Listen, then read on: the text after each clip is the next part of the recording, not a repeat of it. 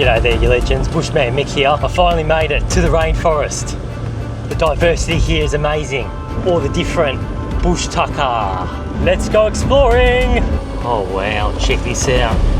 I found a little four-wheel drive track.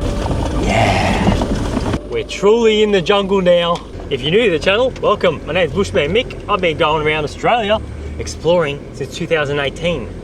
Doing lots of fishing, doing lots of exploring, and looking for Bushtucker. This plant right here, GYMPIE, aka the stinging tree. It's also been nicknamed as the suicide plant because this is an extremely venomous plant. Meaning, if I was just to touch it now, as soon as I make contact with it, I would be straight away in pain. It is one of the most venomous plants in the whole entire world. And when I'm out in rainforest areas on the east coast from New South Wales to Cape York, I'm always cautious of this plant. Now it has a heart-shaped leaf and on the edges it's kind of serrated. And if we were to look even closer, you'd be able to see tiny little hairs. And those hairs are the parts that you want to look out for because they'll get stuck in your skin, cause a lot of pain, and the best way to get them out, find some mud and rub them off, or you could even use sticky tape. I believe that's what they do in the hospitals. The thing about the venom of these plants is it can last for many months. I have heard of one account where a man was out in the bush and he needed some toilet paper while doing his business, and he just grabbed the leaf of one of these and used it to wipe his butt, and soon after ended up committing suicide. Venomous hairs can even be blown off in the wind and land on your skin. Now, after all that, you're not going to want to eat these, but yes, they are a Bushtucker, and they do produce some little berries that can be eaten, and apparently taste quite nice. Although I've never eaten them, I don't know if I want to take the risk. And if you are able to get past all the venomous hairs on the leaves and you are able to pick them, then you still need to give the berries a rub with a cloth to make sure there's no hairs before you put them in your mouth. Bye bye, Mr. Suicide Bush. Don't kill anyone. Quick pit stop before I lose my spear. Must have got caught on some branches. Good thing I saw that before I lost it. All right, we're good. Welcome to the jungle. Yeah. My senses are absolutely going off. It's like an overload of plants. What is this? What is that? What is that? What is this? What is... Wow. Overload. With every meter that I drive, I must be going past lots of Bushtucker. Oh, Bushtucker! We found Bushtucker! Is it ready? Let's get out. We don't even have to walk. It's just right here. Gary, it's right here. Check it out. That easy. All right, they're not ready yet. Berries, Calamus, Australis. They're gone bad. We'll keep moving. We'll find better ones. There's just so much going on here. So amazing. And the delica sky roof really helps. Oh, I should probably watch the road. I've traveled about 20 meters in 5 minutes. Four-wheel driving up the mountain. I haven't even locked the diff yet because the delica is a weapon off-road, absolute weapon. I'm always pulling these Land Cruisers out of bog holes and recovering them, and patrols too, every day. We're good, Gary, we're good. Lucky the delica is very skinny. Go, go, go, gypsy girl. It's time to go exploring on foot. Now, we're going lightweight. One little day pack with some water, my drone, filming equipment, some books. Yep, I'm a nerd. I like to read books. Before we go, may as well have some of these coconuts, seeing that I've got so many of them. So the idea of this little expedition is to find some Bushtucker and just go exploring, really. See what else we can find deep within the rainforest here. Never know what we're going to come across. Bag is packed. Got everything. Okay. Into the wilderness we go. Oh wow. This is so wild. These fan palms here, I've used them before. There's so much food in this rainforest. Basically all the palm trees, including the fan palm, have an edible heart. I've also used this to start fires. It is amazing tinder, look how light that is. I've used bits of the leaves before, like that piece there, to wrap my fish up after I've cooked it, to carry it around with me when I've been remote camping away from gypsy van, just with a backpack. And I know the indigenous also use the leaves as a food wrap, as well as thatching on their roofs. Really good materials, these. So many vines in here and prickles, like on this wait a while vine. Everything's trying to hurt me or trip me up. Be so careful where I tread. Check out this turd. As you can see, whatever it is, it's been eating these fruits. I think these are probably the fruits from one of the native palms here. And I would say that that is the turd of a cassowary. Cassowaries have a pretty bad reputation. They're known as being the most dangerous bird in the world, but I don't think they're that bad. You see, a long time ago in Australia, in the old days, a young kid was out with his gun, when kids had guns back then, and he was out hunting cassowaries, and he let off a shot and he missed it, and then the cassowary attacked him and killed him. So yes, they can kill you very much, but I think only if provoked. So if I see one, I just leave it alone, and it leaves me alone, and it's all good. I reckon that's what the cassowary has been eating. Fruits of the black palm, eaten by cassowaries, feral pigs. It's an extremely hard trunk of the black palm. It was originally used by the indigenous for spears and for clapsticks. Now these are the two books I'm carrying with me right now. If you want to know, take a screenshot. La-dee-dee, la-dee-doo, la-dee-da. Down into this little creek that is dry. Humidity level is somewhere near 100% right now. Although the sun is not touching me, it is very, very warm in here. There's no breeze. Oh, and I'm not even wearing any clothes. I found some bushtucker to tie up the berries of the same plant that's been trying to kill me this whole time. Way up there, Calamus Australis, also known as Hairy Mary. One of the most prickly and ferocious plants in the rainforest. It starts its life off as a humble looking little palm, yet it grows into one of the longest and most ferocious plants on the planet. You see, not only is it covered in these very sharp spiky hairs, which will damage you and draw blood, along with the hooked barbs all over these hanging little tendrils. As you walk past unsuspectingly, they grab you and can very easily tear your skin and also draw blood.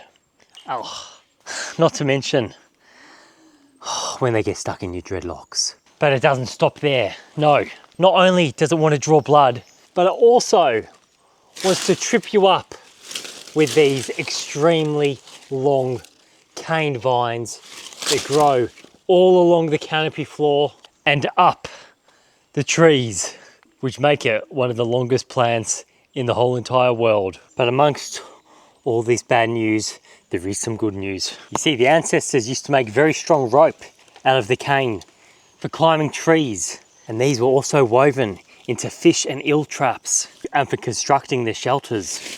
So strong. Also, these tendrils with the sharp little hooks on them were used for fishing and for lassoing prawns. And in modern times, even to this day, the cane is still used for making furniture. Personally, I was at a festival once and I sat in a very large chair that was kind of hanging from a tree, and it was woven just out of one of these. And now for the best part.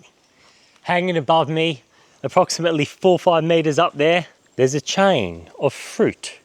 Little round berries about this size, and they're edible. But how am I going to get them down, Gary? It's not like I've got the coconut pole here. Coconut pole's about 1 kilometre away. What can we do? What can we use? We need something very long. Look at it, it's just always trying to kill me, this plant. You see, it just grows up and up and up. And it uses all these little claws and spikes to climb up every other tree in the rainforest until it can get to the sunlight. All right, you Garys, I found something. Now, can we reach the berries? Yes, we can. There's berries falling on my head. That's good. I lost them. We want the whole entire branch. If we can, there's hundreds of berries. I saw it, went right here. Where'd it go? Okay, we've got 1 berry. We got 2 berries out of 500. Okay, here they are. The beautiful little berries, the little fruits of the Calamus Australis. Right, as you can see, it's got like a little bit of like a snaky kind of skin kind of vibe to it. There we go, I've opened it up. So I've taken the skin off, which is a bit like a fish scale by the feel of it. And inside, sweet little citrusy kind of juicy. Not a lot on them. If you get a few though, you have yourself a nice little snack. Not a bad bit of Bushtucker. Woo! Finally, after all these years, getting cut up by this plant and prickled, getting my hair pulled and my skin ripped, I'm finally getting something back. I call that mission complete. Let's head back to Gypsy Van. Back to Gypsy Van we go. This is the way. Whoa. Check out all this jackfruit. Not native, imported from India. And these trees were being planted a long time ago. The remnants of a lost era, the 70s, when hippie communities around Australia planted many exotic fruit species so they could live in their own communities, away from the mainstream hustle and bustle, and in the rainforests. And there's some more of them. They're massive. Just to take that apart and harvest out all the fruit out of it would be a mammoth of a job. Back at Gypsy Van. I'm gonna get a coconut pole out real quickly and do a bit of foraging. Haha, I got the jackpot Calamus berries. Let's hit the road. I wanna go somewhere else, keep exploring. Yep, back on the bumpy road and out of this little rainforest to the next location. Down the hill we descend. Go gypsy girl, you good old van, you. Just keep on chugging along, just keep on cruising. Wonder what else we're gonna find. Awesome, pulling over, I see something interesting. I love exploring rainforest because there's so much diversity here. Wow, wow, wow. Wow, it's a native banana tree. And the bananas are definitely edible. They do have a few more seeds in our cultivated varieties. I did see some growing in a drainage system near Cairns once, and I picked them, I took them with me, I ended up eating them and they were perfectly fine. They tasted good. Now, chances are if you see bananas growing wild in the rainforest, most likely it'll be this exact species of wild banana. You might already know this, but reason being, our cultivated bananas are extremely hard to grow from seed. The way that they're being crossbred means that they need to normally be grown from a clone. And our native bananas grow in rainforest areas from about Townsville up to Cape York. I usually see them in creek beds and on the sides of mountains and in other areas where the land has been cleared a bit. Maybe there's been a storm or of trees fallen over and there's good sunlight penetrating. The wild pigs love to eat them. And the pigs will eat just about anything, including the whole entire plant. And there is another species of banana, which is native to Australia as well. Its range is a lot smaller, and the bananas, I believe, are very short and a reddish kind of color. I am on the hunt for them. Haven't found them yet, but I will find them. And the piggies have been here. Oh, tiny bit of water, crystal clear. I still wouldn't drink it though because of all the wild animals. And look what I've just found in there. It looks like a cooked prawn and it smells. But yes, it's a little native freshwater prawn or crayfish, and it's obviously been cooked in the sun. Wow, this is sick. Wonder how long it would take to climb to the top of that mountain. If there was any lost tribes in Australia, they'd probably be hiding up there. In fact, I've heard stories from another bushman of lost tribes, of pygmy people still living to this day in the rainforest. And the mainstream will tell you that it's not possible, and maybe it's not. So I did look into it myself and did, you know, the usual Google searches, reading articles and so on. And it turns out that there have been a lot of sightings in the olden days and even up to the 70s and 80s and 90s of very short pygmy people living in the rainforests. And to be honest, I don't know the truth. But having been out in these mountainous rainforests and seeing how remote it is, I think it's completely plausible that there may still be people living and thriving in the mountains. Have you ever seen a blue dragonfly before, Gary? Wow. Check this out. Top of this mountain is nothing but rainforest. Yet the water coming down here still has what looks like oil slick. It's not oil slick. It's not from the runoff from roads and engine oil, nor is it the leftovers from people's sunscreen. As you can see, there's a lot of rock here that is red and orange, meaning that it's very high in iron. And so although it looks like oil slick, it's actually not. It's actually a natural formation from the very iron-rich minerals in the ground. And unlike oil slick, when I touch it, it separates and it doesn't go back together. Oh, there's those native paper wasps. I was walking through the mangroves the other day and they had a nest there and I hit it. And boom, next minute I've got about a dozen of these wasps biting at me on my head and my ears, my arm and everything. Gotta be so careful when walking through the bushes.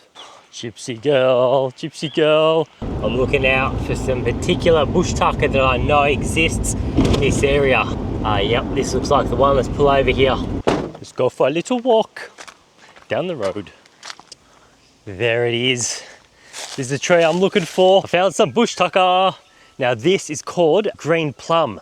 And if you look at the leaves, it kind of looks very similar to a mango tree. It is a native fruit that grows all across the top end of Australia. And if you look very carefully, there's a little black fruit on there. And the little black fruit here is ready. And I just bite into it. It's like a juicy, sweet and tangy little fruit that's quite delicious. I guess you could say that they're kind of like our native mangoes, but really, really small. They grow throughout the top end of Australia. And there is one other green plum in the same family that grows more out west. And just like their relatives, the mangoes, they are in season at the exact same time. So as I'm going around picking all these common mangoes, I'm also grabbing heaps of these little green plums as well. There's the trunk. They grow pretty big, probably about the same size as a mango tree. And I've been eating them all throughout Cape York and far north Queensland. I believe they also grow throughout the Northern Territory. Very common bushtucker. And basically they're not the easiest to find because the berries are so small, but I just look out for anything that looks like a mango tree. And then you usually find one or the other. Let's go for a little explore while we're out here. Wow, wow, wow. I found a little banana paradise right here. Some nice big established ones. And they're not quite ready yet, but there they are. Our native Australian bananas. And growing right next to it is the stinging tree, GYMPIE. Wow, wow, wow, lots of stinging trees around here. Gotta be really careful. Really, really careful. There's another one here. I'll definitely be coming back here, pick some bananas in the near future, I reckon. Window's going up. There's a big burn off going on over here. Oh geez. Oh, that's hot. I can feel it. I can feel the heat. It is so hot, Gary. It is so hot. Pretty normal. We burn off a lot up in the top end of Australia. It's kind of exciting, the sound of the crackling and the heat. Can you hear that? Haha. We're burning, Gary, we're burning. All right, it's about sunset time. Time to head to the beach. Check out this beach. Hope you enjoyed today's episode. If you're new to the channel and you like what I'm doing, Make sure you give us a like, a comment and a subscribe. And if anyone needs to reach out to me, you can always contact me on my Instagram at Bushman Mick. I've also got my email on the homepage of my YouTube account if you want to book in a telephone call or if you just want to say g'day. See you next week. Over and out.